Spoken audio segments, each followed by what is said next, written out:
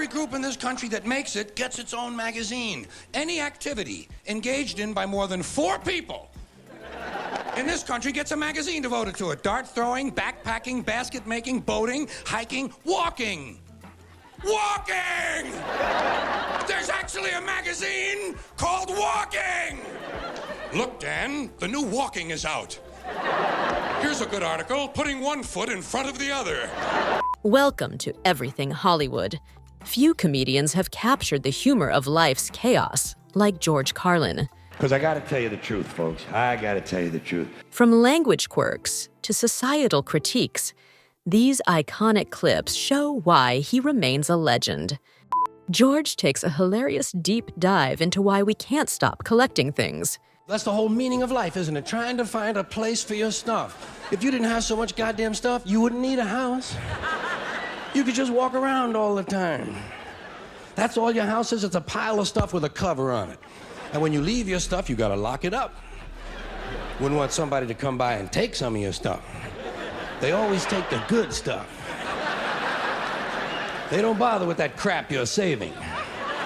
Ain't nobody interested in your 4th grade arithmetic papers.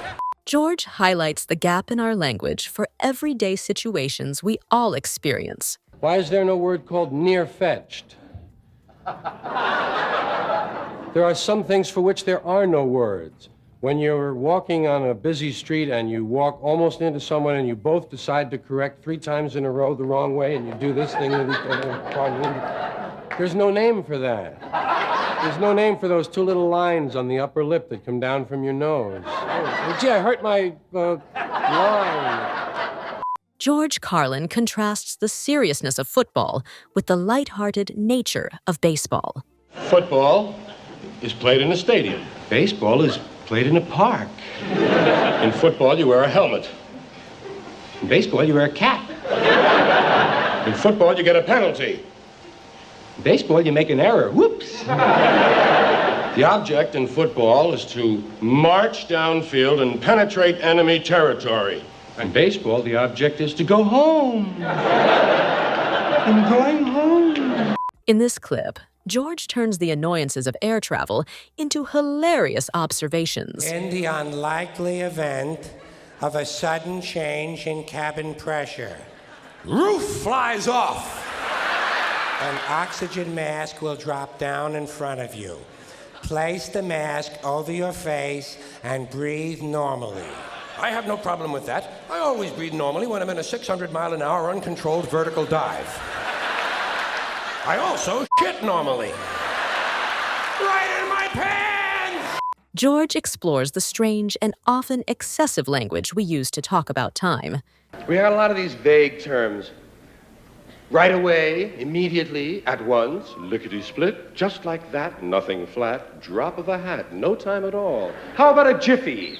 A jiffy! Or a flash? Which is quicker? A jiffy or a flash? I think there are 2 flashes in a jiffy myself. But God knows how many jiffies there are in 2 shakes of a lamb's tail. George Carlin delivers sharp takes on the political world during Reagan's presidency. This is the Ronald Reagan administration we're talking about. These are the law and order people. These are the people who are against street crime. They want to put street criminals in jail to make life safer for the business criminals. Yeah, they're against street crime, providing that street isn't Wall Street. And the Supreme Court decided about a year ago that it's all right to put people in jail now if we just think they're going to commit a crime. Well, if we'd have known this 7 or 8 years ago, we could have put a bunch of these Republican motherfuckers directly into prison. George Carlin pokes fun at the oddities and rituals of religion, especially hats. And during that time, one of the things they told us was that if a boy or a man went into a church, he had to remove his hat in order to honor the presence of God.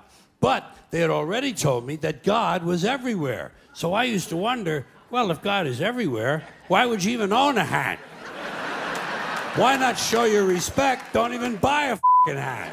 Up next, George offers his uniquely funny advice for tackling the little things in life. Get your shopping cart in the supermarket and fill it to the top. I mean, a huge mound of groceries, and then go up to the line and look for somebody with one item and ask him if you can get ahead of him. Do you mind? I'm in a hurry. You ever notice at the ball game a lot of guys bring a glove? That, bring a bat. You see a foul ball coming? Hit it back to them. Hit it back to them. George Carlin shares his thoughts on words that never quite made sense to him. Think refrigerator freezer ought to be called refrigedizer. Make it easy, man. Dig it, we used to all listen to rock and roll. Now everybody listens to rock. Whatever happened to roll? Some words confuse me because they come together. Jumbo shrimp.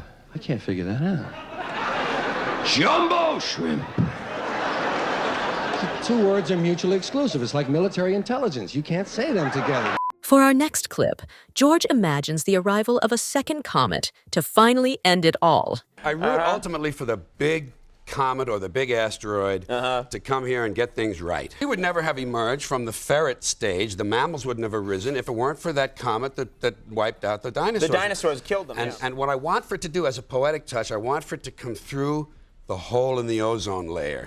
Wouldn't that be nice?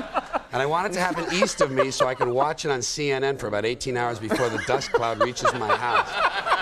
It's just the way I am.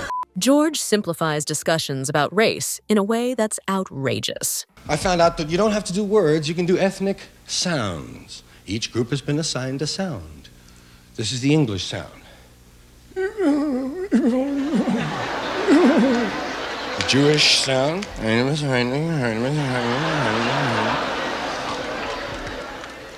The Scandinavian sound.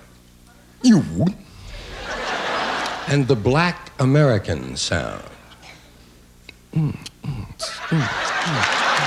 George recalls a nostalgic story about making a phone call back in the day.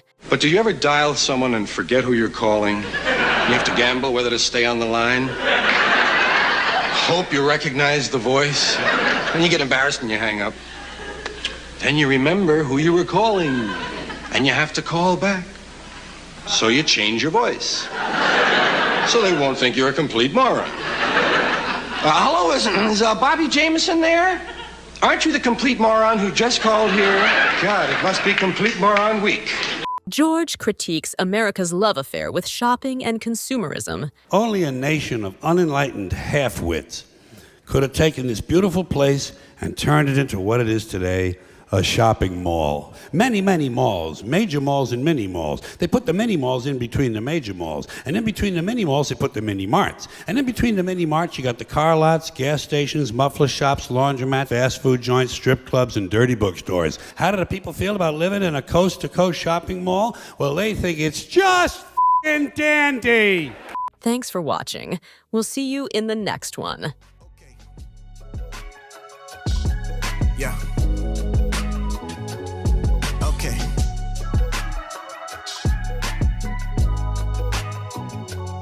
Okay. Right here. Let's go. Oh no, oh no, oh no, oh no, oh no, it's cool. You can go on and lie to me, cause I can see right through your lies. But baby, it's not fazing me, it's cool.